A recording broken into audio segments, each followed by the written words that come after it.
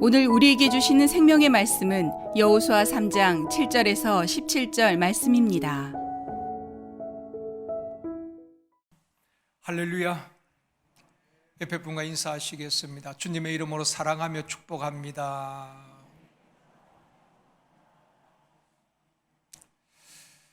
다시 한번요, 이 시간 은혜 받읍시다.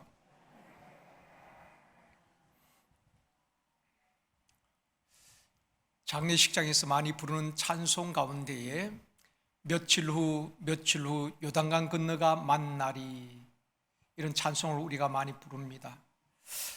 이 찬송에서 요단강은 무엇을 의미하는 것일까요? 보통 요단강은 죽음이요, 또 가나안은 천국이라고 말하기도 합니다. 어떤 교회에서 주일학교 예배를 드리는데 전도사님이 아이들에게 질문을 던졌습니다. 어린이 여러분, 우리가 천국에 가려면 어떻게 해야 천국에 갈 수 있을까요? 그렇게 질문을 했을 때 한 아이가 손을 번쩍 들고 대답하기를, 천국에 들어가려면 일단은 죽어야 합니다. 그렇게 대답을 했다고 합니다. 요단강을 죽음으로 가나안을 천국으로 해석한다는 것은 좀 무리가 있다고 생각합니다. 왜냐하면 이스라엘 백성들이 요단강을 건너서 가나안에 들어가게 됩니다. 그런데 가나안에 들어간 이스라엘 백성들이 그 땅이 천국이었습니까? 결코 그렇지 않습니다. 가나안에 들어간 이스라엘 백성들은 그때부터 가나안 족속들과 치열한 전쟁을 하게 되었습니다. 그렇기 때문에 그 땅을 천국이라고 말할 수가 없다는 것입니다. 지금 이스라엘 백성들은 시딤에서 떠나 요단강 앞에서 3일을 유숙하고 있습니다. 하나님께서 약속하신 가나안 땅으로 들어가는 데 있어서 요단강은 이스라엘 백성들이 반드시 건너야 할 큰 장애물이었습니다. 오늘은 장애물을 정복하라 라는 제목으로 말씀을 드리려고 합니다. 우리가 인생을 살다 보면 수많은 장애물들이 있습니다. 오늘 사부 예배에 오신 우리 장로님, 권사님, 연세 드신 분들, 지금까지 살아오시면서 수많은 고비들이 있었을 것입니다. 그 많은 고비를 넘고 또 수많은 장애물을 극복하고 지금까지 살아오신 것입니다.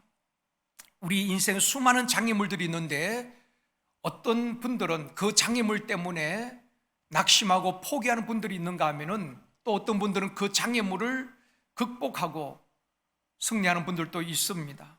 성경에 보면은 예수님을 만난 사람들을 보면은 장애물을 극복하고 예수님을 만날 때에 그들의 인생의 문제가 해결되어지는 것을 보게 되는 것입니다. 예수님께서 가버나움에 가셨을 때 한 집에서 말씀을 전하고 계셨습니다. 수많은 사람들이 예수님이 계신 그 집에, 그 대문 앞까지 사람들이 많이 모였습니다. 그때에 한 중풍병자를 상에 누인 채 4사람이 메고 왔습니다. 와서 보니까 사람이 너무 많아서 예수님께 데려갈 수가 없었습니다. 마가복음 2장 4절에서 말씀합니다. 같이 읽겠습니다. 무리들 때문에 예수께 데려갈 수 없으므로 그 계신 곳에 지붕을 뜯어 구멍을 내고 중풍병자가 누운 상을 달아내리니, 그 중풍병자는 혼자 걸을 수도 없는 중증 환자입니다. 그래서 4사람이 들것에 싣고 왔습니다. 혼자 가기도 힘든데 그 침상을 들고 왔으니까 예수님 앞에 도무지 나아갈 수가 없었습니다. 무엇 때문에 갈 수가 없었습니까? 무리들 때문에, 사람들 때문에 주님 앞에 나아갈 수가 없었어요. 그때에 4사람이 포기하고 돌아간 것이 아니라 지붕을 뜯고 구멍을 내고 중풍자 누운 상을 달아서 주님 앞에 내려주는 것입니다. 그때 주님께서 그 중풍병자를 보고 말씀하시기를, 내 죄사함을 받았느니라, 그리고 내 상을 들고 걸어가라. 그 육신의 병을 다 고쳐주시게 되는 것입니다. 포기하지 아니하고 장애물을 극복하고 주님 앞에 나아갈 때에 죄의 문제가 해결되어지고, 이 중풍병자의 질병의 문제가 해결되어지고, 그 인생의 문제가 해결되어진 줄 믿습니다. 뿐만 아니라 여리고에 살던 제사장 세리장 삭개오가 있었습니다. 이 삭개오가 예수님에 대한 소문을 들었어요. 친구도 없고 외롭고 고독한 삶을 살아가던 이 삭개오가 예수님은 세리와 죄인들의 친구요, 또 그 예수님을 만난 사람들은 인생의 문제를 해결받았다는 그 이야기를 듣고 주님이 여리고에 오셨을 때에 이 삭개오가 주님을 만나기 위해서 나갔습니다. 그런데 이 삭개오에게도 장애물이 있었죠. 누가복음 19장 3절 4절 말씀입니다. 같이 읽습니다. 그가 예수께서 어떠한 사람인가 하여 보고자 하되 키가 작고 사람이 많아 할 수 없어 앞으로 달려가서 보기 위하여 돌 무화과 나무에 올라가니 이는 예수께서 그리로 지나가게 됨이니라. 삭개오가 예수님을 만났는데 장애물이 무엇이었습니까? 먼저는 키가 작은 신체적인 결함이 있었습니다. 또 한 가지는 사람이 너무 많아서 도무지 예수님을 만날 길이 없습니다. 보통 사람 같으면은 그저 포기하고 돌아갈 만도 합니다. 그러나 이 삭개오는 여리고에 오신 예수님을 포기할 수가 없었습니다. 어떻게든 주님을 만나기 위해서 앞으로 달려가서 돌 무화과 나무에 올라가서 기다리고 있는 것입니다. 그때 주님께서 그 무화과 나무 밑을 지나가시면서 걸음을 멈추시고 나무에 있는 삭개오를 향해서 그렇게 말씀합니다. 삭개오야, 속히 내려오라. 오늘 내가 내 집에 유하여야 하겠다. 삭개오는 장애물을 극복하고 주님을 만났을 때에 성경에 보면 그 집이 구원을 받았다고 말씀을 하고 있는 것입니다. 이처럼 우리 인생에 수많은 장애물이 있습니다. 환경적인 장애물이 있을 수도 있고 경제적인 장애물이 있을 수도 있고 또 여러 가지 질병으로 인해서 장애물이 있을 수도 있습니다. 그러나 포기하지 아니하고 주님을 만날 때에 우리 인생의 문제가 해결되어진 역사가 있게 될 줄 믿습니다. 그러므로 여러분 주일마다 오셔서 예배만 드리고 가시는 것이 아니라 말씀을 통하여서 인격적으로 주님을 만나는 역사가 있기를 원합니다. 모든 인생은 주님을 만날 때에 놀라운 역사들이 일어나게 되어지고 사람이 변화되어지고 그 인생의 문제가 해결되어질 줄 믿습니다. 사랑하는 성도 여러분, 우리 인생에 어떤 장애물이 있다 할지라도 문제없는 인생이 어디 있겠습니까? 그러나 믿음으로 장애물을 정복하고 승리하는 저와 여러분이 되어지기를 주님의 이름으로 축원합니다. 이스라엘 백성들이 요단강이라는 큰 장애물을 정복하고 하나님의 약속하신 가나안 땅으로 들어갔듯이 우리 인생의 수많은 장애물을 정복하고 하나님이 약속하신 그 약속을 우리의 삶 속에 경험되어지기를 원합니다. 그러면 어떻게 해야 장애물을 극복하고 승리의 삶을 살아갈 수가 있는가? 첫 번째로 하나님이 함께 하심을 확신해야 하는 것입니다. 본문 7절 말씀입니다. 이번 주간 암송 말씀입니다. 같이 읽겠습니다. 여호와께서 여호수아에게 이르시되 내가 오늘부터 시작하여 너를 온 이스라엘의 목전에서 크게 하여 내가 모세와 함께 있었던 것 같이 너와 함께 있을 것을 그들이 알게 하리라. 여호수아도 사람인데 그 요단강 앞에서 왜 두렵지 않았겠습니까? 큰 장애물 앞에서 왜 위축되지 않았겠습니까? 그런데 하나님께서 여호수아에게 말씀을 하시는 것입니다. 여호수아야, 두려워하지 말아라. 오늘부터 내가 이스라엘 목전에서 너를 크게 하겠다. 전에 너가 보았듯이 이스라엘 백성들이 홍해 앞에 있을 때 두려워할 때에 내가 모세와 함께 하였고 그 홍해를 갈라서 건너게 하였던 것을 너가 보았지 않느냐? 모세와 함께 했던 하나님께서 너와 함께 할 것이다. 이 이스라엘 백성들 앞에 모세를 크게 하신 같이 너를 크게 하겠다. 두려워하지 말라고 격려하고 있는 것입니다. 모세와 함께 하셨던 하나님, 모세를 크게 하셨던 하나님, 모세를 통하여 역사하셨던 그 하나님께서 여호수아와 동일하게 함께 하시고 역사하시겠다는 것입니다. 사랑하는 성도 여러분, 모세와 함께 하셨던 하나님, 여호수아와 함께 하셨던 하나님은 우리와 함께 하시는 줄 믿습니다. 우리 인생의 문제를 만나고 장애물을 만나도 하나님이 나와 함께 하심을 확신할 때에 어떤 장애물 앞에서도 두려워하지 아니하고 믿음으로 그 장애물을 정복하고 승리하게 되어줄 줄 믿습니다. 성경뿐 아니라 각 분야에 성공한 사람들을 보면은 장애물이 없었던 것이 아닙니다. 여러 가지 장애물이 있었지만은 그 장애물을 극복하고 뛰어넘고 위대한 일들을 일군 사람들이 참 많이 있습니다. 몇 사람을 소개하면은 운명교향곡을 작곡한 베토벤, 이 베토벤은 청각장애인이었죠. 음악하는 사람에게, 피아노 치는 사람에게 듣지 못하는 것은 치명적인 장애인 것입니다. 보통 사람 같으면은 음악을 할 수 없겠지요. 포기했을 것입니다. 그러나 끝까지 포기하지 아니하고 하나님 주신 그 재능으로 수많은 명곡들을 작곡하게 되는 것입니다. 축음기와 백렬전구 등 수많은 발명품을 발명했던 발명의 왕 에디슨도 역시 어린 시절에 기차에서 떨어지면서 청각을 상실했습니다. 귀가 들리지 않았어요. 그러다 보니까 사람들이 묻기를 당신이 귀가 들리지 않는데 불편하지 않습니까? 힘들지 않습니까? 어떻게 연구할 수 있었습니까? 에디슨이 이렇게 대답을 했습니다.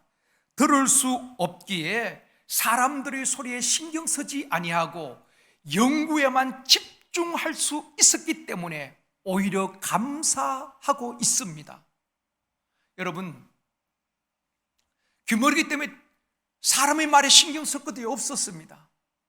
그렇기 때문에 연구에 집중할 수 있었고 수많은 발명품을 발명할 수 있었던 것입니다. 그런데 우리는 어떻습니까? 우리는 너무 많은 말을 듣고 있습니다.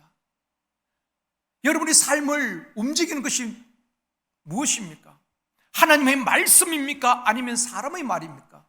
우리는 사람의 말에 의하여서 기분이 업되기도 하고 사람의 말에 의하여서 시험 들고 상처받고 다운되기도 하는 것입니다.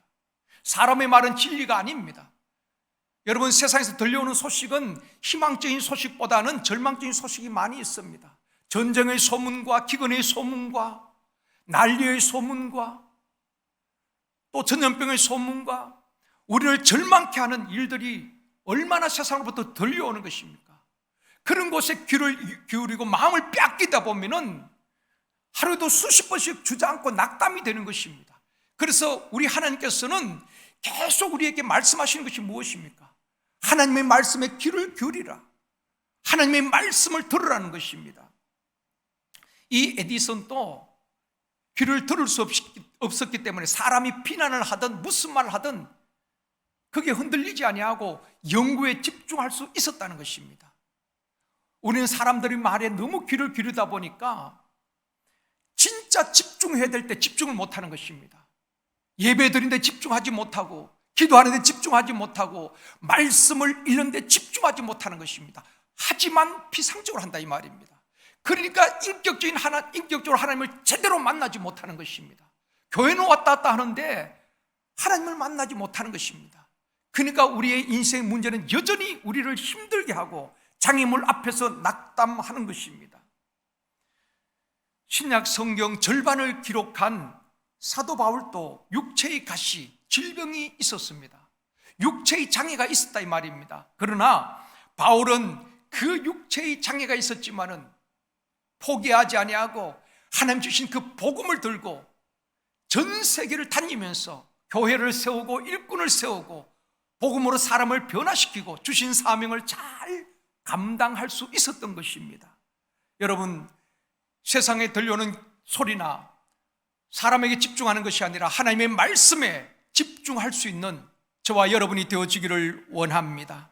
하나님이 나와 함께 하심을 확신할 때에 어떤 장애물 앞에도 두려워하지 아니하고 믿음으로 나아갈 수가 있는 것입니다. 사랑하는 성도 여러분, 이 세상에서 가장 강한 사람이 누구이겠습니까? 여러분은 가장 강한 사람이 누구라고 생각합니까? 잘 훈련된 용사 아닙니다. 권세자나 통치자도 아닙니다. 돈 많은 재벌도 아닙니다. 힘 있는 사람도 아닙니다. 가장 강한 사람은 하나님이 함께 하는 사람인 것입니다. 하나님이 함께하는 사람을 누가 당할 수 있겠습니까? 하나님이 붙들고 있는 사람을 누가 해할 수가 있겠습니까? 예수 그리스도로 충만한 사람은 세상에서 한없이 약한 것 같지만은 가장 강한 자였습니다. 기독교 역사를 보십시오. 수많은 핍박과 환난 가운데서도 굴하지 아니하고 복음에 정인된 삶을 살았던 사람들, 수많은 핍박 가운데서도 예수도의 정인된 삶을 살았던 그 사람들을 향하여서 히브리서 기자는 이렇게 기록하고 있습니다. 이런 사람은 세상이 감당하지 못하느니라. 핍박으로도 권력의 힘으로도 죽음 앞에서도 어떤 장애물도 그들을 막을 길이 없는 것입니다. 이런 사람은 세상이 감당할 수 없느니라. 가장 강한 사람 아니겠습니까?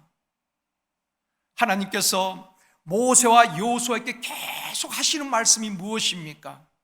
장애물 때문에 두려워하지 말아라. 홍해 앞에서 두려워하지 말아라. 요단강 앞에서 두려워하지 말아라. 내가 너와 함께 하느니라. 하나님이 하시겠다는 것입니다. 홍해를 모세가 가는 것 아니잖아요. 요단강을 여호수아가 가는 것 아니잖아요.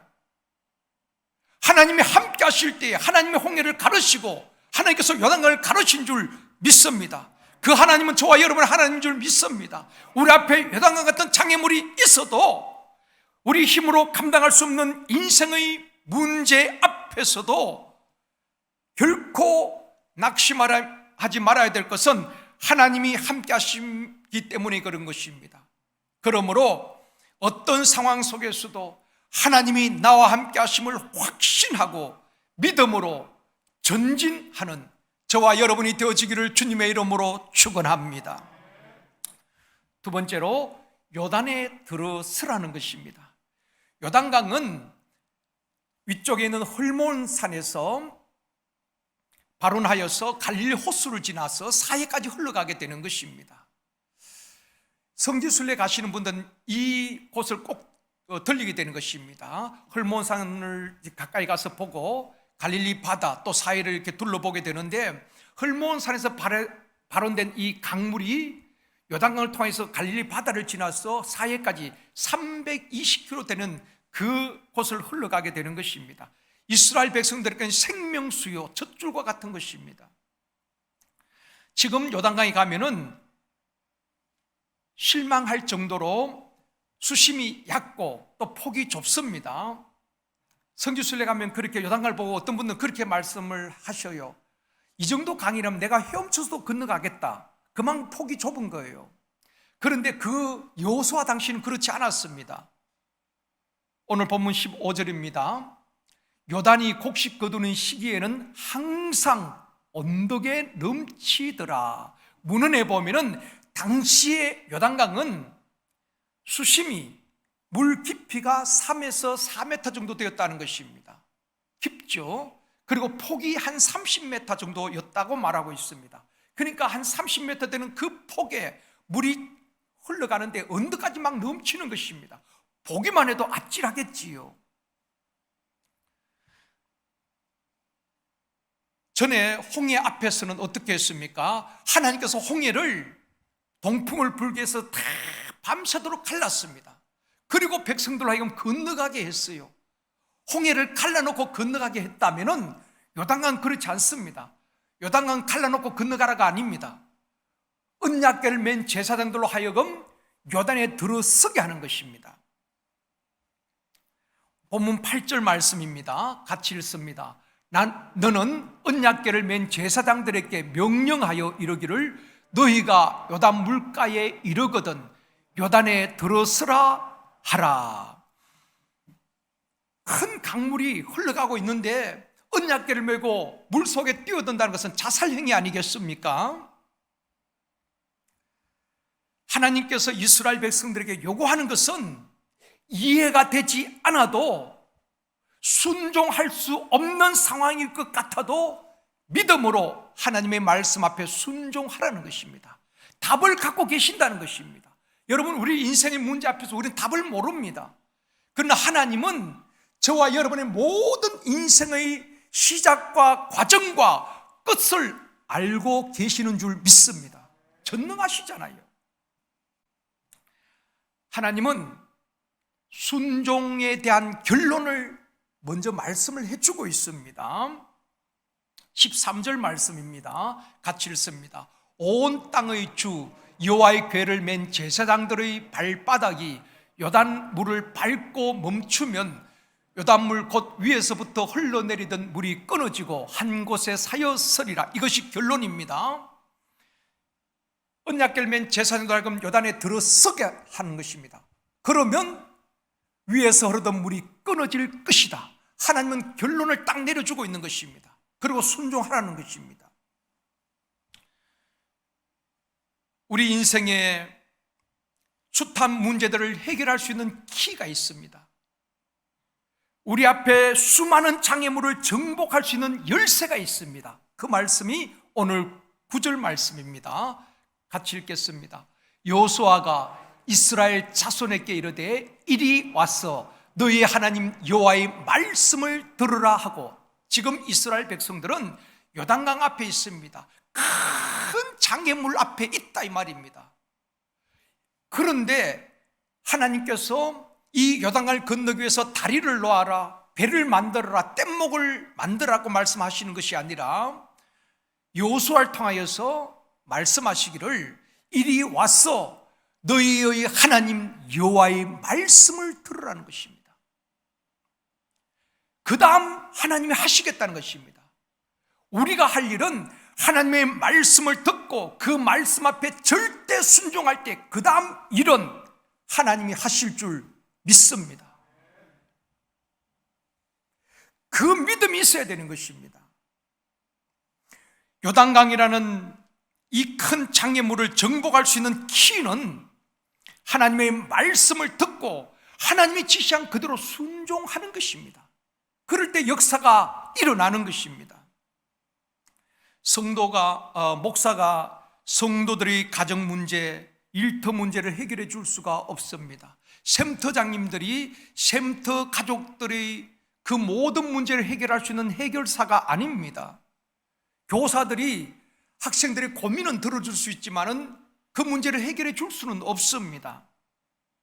영적 리더는 목회자나 샘터장이나 교사나 가르치는 모든 영적 리더들은 자신이 먼저 하나님의 말씀 앞에 순종함으로 하나님의 역사하심을 경험해야 되는 것입니다. 리더들에게 그 경험이 없기 때문에 엉뚱한 소리 하는 것입니다. 내가 먼저 기도응답을 체험하고 내 인생의 문제와 난관 앞에서 하나님의 역사하심을 경험해야 되는 것입니다. 나와 함께 하신 그 하나님을 확신할 때에 그 샘태가 달라지는 것입니다. 그 교사 밑에 있는 학생이 달라질 것입니다. 그래서 여러분, 우리에게 그런 많은 간증이 있어야 되는 것입니다. 오랫동안 신앙생활을 한 것만큼 기도응답의 간증이 있어야 되는 것입니다. 그것을 샘터에서 나누고 학생들에게 들려줘야 하는 것입니다. 리더는 지시하는 자가 아닙니다. 이렇게 하라 저렇게 하라 가르친 자가 아닙니다. 내가 먼저 하나님을 경험하고 본을 보이는 것입니다. 우리 주님이 그랬지요. 우리 주님은 뒤에서 말씀만 하신 분이 아닙니다. 기도해라 전도해라 그렇게 하신 분이 아니에요. 공생애 동안 제자들을 데리고 다니면서 친히 먼저 새벽 한적한 곳에 가서 기도하시고 전도의 본을 보여주시고 귀신을 쫓아내는 축사 사역을 보여주시고 병든 자를 고치는 치유 사역을 보여주시고 그리고 제자들을 발을 씻기는 섬김을 보여주시고 내가 행한 것처럼 너희도 행하라는 것입니다. 리더는 보여주는 것입니다. 본이 되는 것입니다. 그래서 바울이 뭐라고 고백합니까? 내가 그리스도를 본받아 산 것처럼 너희는 나를 본받으라고 말씀하고 있는 것입니다.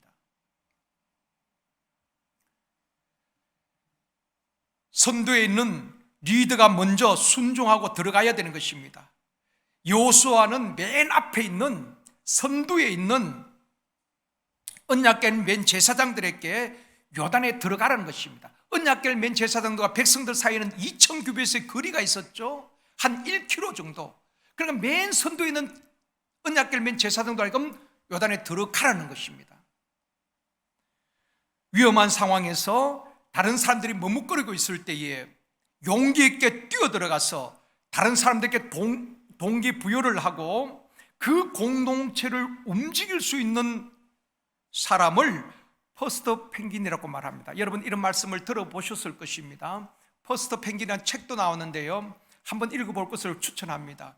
이 책에 보면은 오늘날처럼 코로나 시대에 불확실하고 예측할 수 없는 시대에 대부분의 사람들이 몸을 사립니다. 그리고 안정된 길을 가려고 하는 것입니다.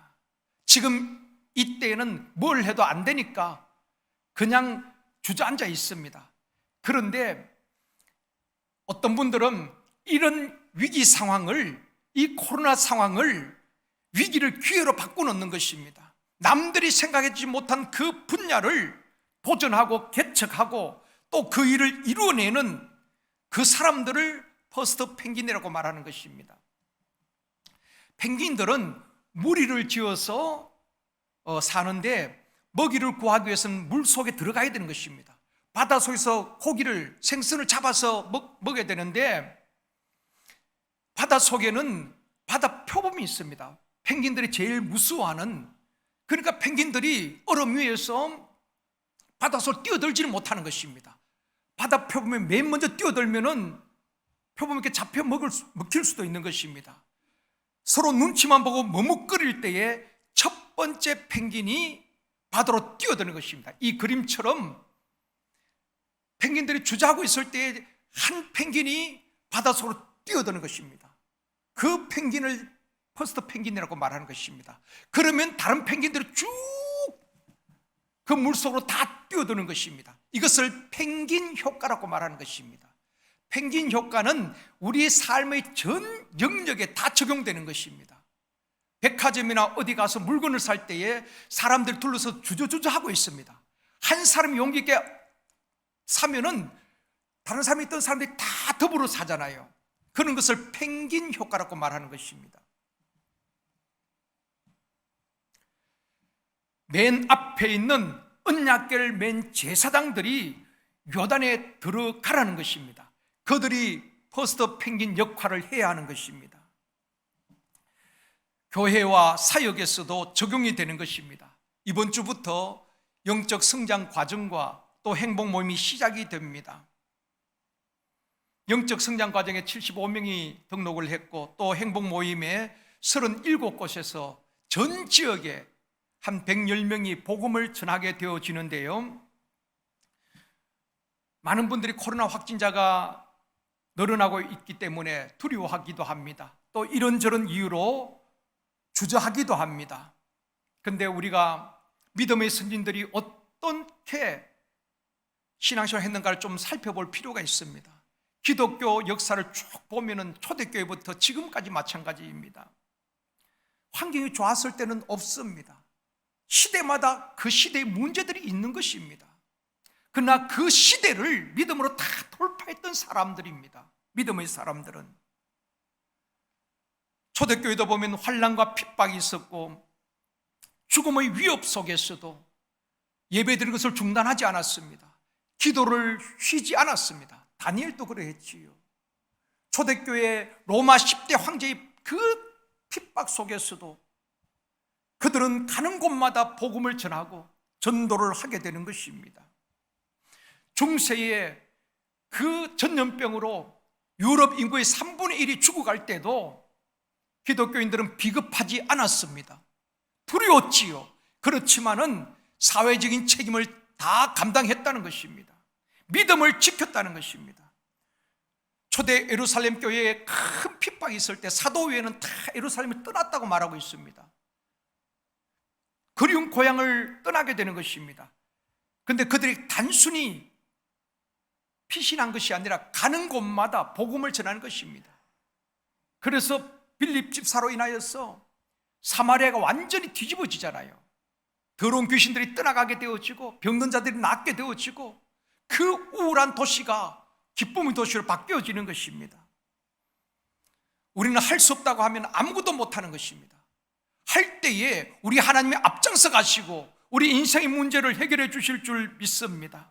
현장에서 할 수 없으면 온라인으로 할 수가 있습니다. 온라인으로 강의도 할 수 있고, 온라인으로 행복 모임도 할 수 있고, 샘터 모임도 포기하고 있으면 안 되는 것입니다. 온라인으로 샘터 모임도 할 수가 있는 것입니다. 전화로도 기도해 줄 수가 있는 것입니다. 우리는 어떤 상황에서도 복음이 가는 길이 막혀서는 안 되는 것입니다. 복음을 중단해서는 안 되는 것입니다. 그건 하나님이 기뻐하시지 않습니다. 우리 하나님께서 어떤 상황 속에서 상황에 따라서 하라고 말씀하고 있지 않습니다. 때를 얻든지 못 얻든지 어떤 상황에서도 복음을 전하라고 말씀하고 있는 것입니다. 사랑하는 성도 여러분, 저와 여러분들이 또 영적 리더들이, 교사들이, 샘터장들이, 각 남녀 전도의 임원들이 퍼스트 펭귄이 되어줘야 되는 것입니다. 기도하는 일에, 예배하는 일에, 전도하는 일에, 거룩한 사역에 주저하고 있는 분들이 있을 때 내가 먼저 뛰어 들어가는 것입니다. 내가 먼저 본을 보이는 것입니다. 그럴 때 그 공동체가 움직여지는 것입니다. 이 코로나 시대지만은 영적 성장 과정을 통해서 우리 모든 성도들의 영적 믿음이 성장하기를 원합니다. 또 행복 모임에서 예비된 영혼을 하나님께서 붙여주시고 많은 영혼을 구원하는 봄 행복 모임이 되어지기를 주님의 이름으로 축원합니다. 세 번째로 요단강을 정복하는 비결입니다. 장애물을 정복하는 비결이 무엇인가? 맨 앞에 있던 언약궤를 맨 제사장들에게 여호수아가 명령을 하는 것입니다. 언약궤를 메고 요단강에 들어서라. 언약궤를 맨 제사장, 선두에 있는 제사장이 그 요단강을 보고 무서워서 못 들어가겠어요. 우리 들어가면 죽어요. 그렇게 했다면은 이스라엘 백성들은 한 사람도 요단강을 건널 수 없었고 하나님이 약속하신 가나안 땅에 들어갈 수 없었을 것입니다. 그런데 하나님의 말씀을 붙들고 너희들이 요단강에 들어가면은 위에서 흐르는 물이 끊어질 것이다. 하나님의 말씀을 믿고 절대 순종하며 그 언약궤를 맨 제사장들이 퍼스트 펭귄이 되어줘야 되는 것입니다. 뛰어 들어가야 되는 것입니다. 그래야 전체 공동체가 움직여지는 것입니다. 하나님의 말씀에 절대 순종하여 그 강물에 들어갈 때에 위에서 흐르던 물이 끊어지게 되어지고 요단강이 갈라지게 되어지고 이스라엘 백성들이 가는 큰 장애물이었던 그 장애물이 제거되어지고 길이 열려지고 하나님께서 역사하신 줄 믿습니다. 이런 역사를 경험해야 되는 것입니다. 리더들이 언약궤를 맨 제사장들이 요단강에 들었을 때 어떤 마음이었겠습니까? 두려웠겠지요. 아마 이런 마음이 아니었겠습니까? 하나님의 말씀대로 이루어지지 않다면 그들은 죽는 것입니다. 죽으면 죽으리라는 일사각오로 언약궤 하나님의 말씀을 메고 들어가는 것입니다. 그럴 때 하나님께서 그 다음을 책임져 주시는 것입니다.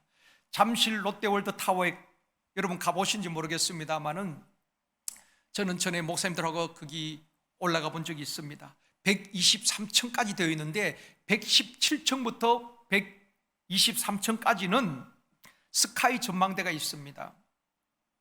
바닥에는 투명 유리로 되어 있고 스카이 데크가 설치가 되어 있는데 아래를 보면 아찔한 것입니다. 그 높은 곳에서 투명 유리를 터서 아래를 보면 아찔하지요.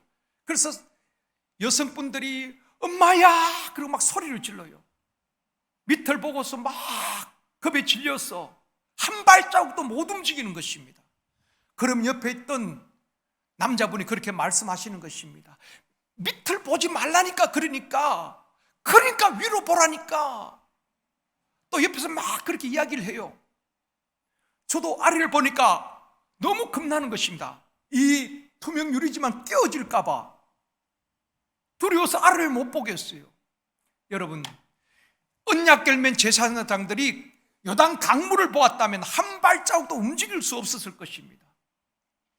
아마 그들은 요단 강물을 바라본 것이 아니라 하나님의 말씀을 믿고 그 요단강 넘어 약속의 땅 가나안을 바라보고 너희들이 요단강에 들어가면 이 물이 끊어질 것이다, 하나님의 말씀을 선포하면서 그 강물에 발을 디뎠을 것입니다.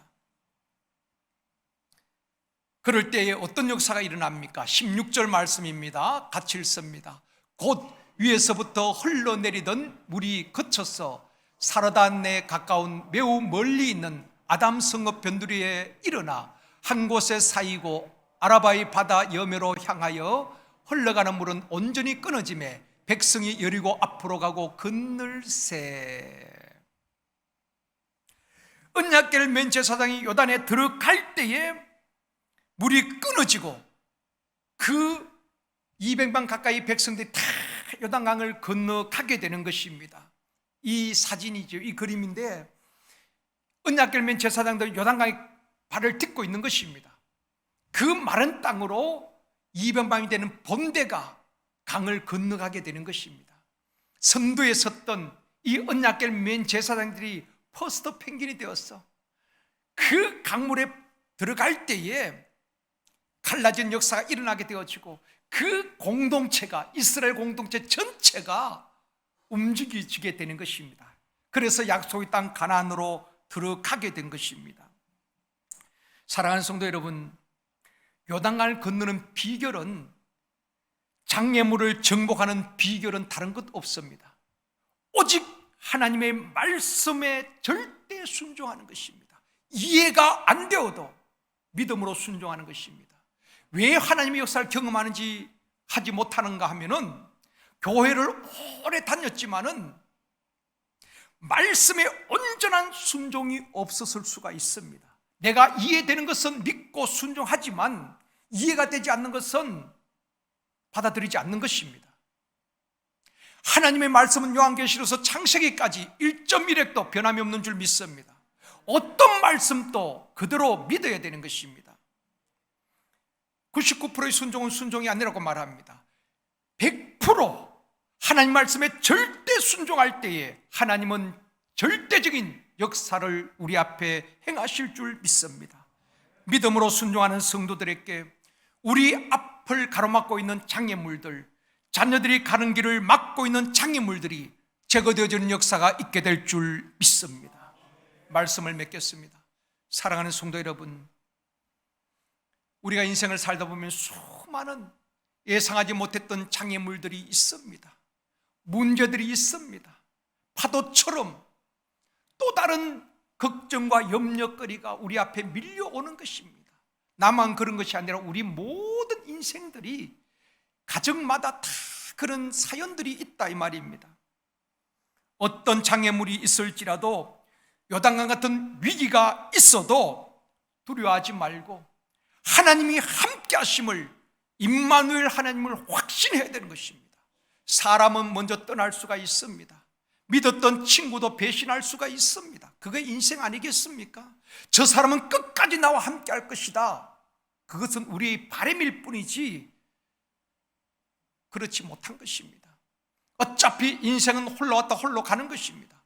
그런데 나 혼자가 아니라 사람은 떠나고 친구는 떠날 수 있지만은 하나님은 영원히 천국문에 이르도록 우리를 포기하지 아니하시고 버리지 아니하시고 떠나지 아니하시고 끝까지 함께 하실 줄 믿습니다.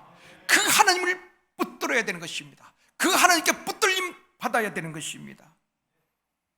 하나님의 함께 하심을 확신하고 어떤 상황에서도 그 하나님을 묵상하십시오. 하나님의 말씀을 더 집중해서 읽고 묵상합시다. 에디슨처럼 내가 듣지 못하기 때문에 오히려 연구에 집중할 수 있었던 것처럼 우리는 세상 사람들의 말에, 주변 사람들의 말에 너무 귀를 기울이다 보니까 그들의 평가에 무너지기도 하는 것입니다. 그들의 말은 진리가 아닙니다. 최종 평가는 하나님이 하실 것입니다. 하나님께 더 집중하고 하나님께 사로잡히고 이 장애물이 많은 인생을 믿음으로 돌파할 수 있기를 원합니다. 하나님의 말씀에 절대 순종하여 요단강이 갈라지는 역사가 이 시대에 우리에게 경험되어지기를 주님의 이름으로 축원합니다.